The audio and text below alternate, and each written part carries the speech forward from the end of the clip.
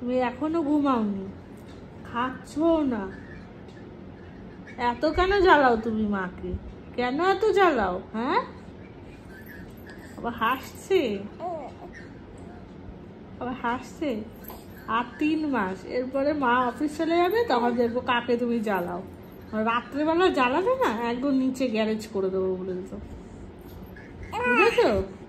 ঠাকুমার কাছে পাঠিয়ে দেবো একদম রাত্রেবেলা। আর মা বাড়িতে থাকলে দিদার কাছে। মা ধরবেও না, কিছু করবেও না। রাত্রেবেলা আর কোনো দুষ্টুমি সহ্য করবে না মা, অফিস শুরু হলে। কি করবি? খাবি না ঘুমাবি? তাড়াতাড়ি বল। খা, খাও খাও খাও খাও খাও।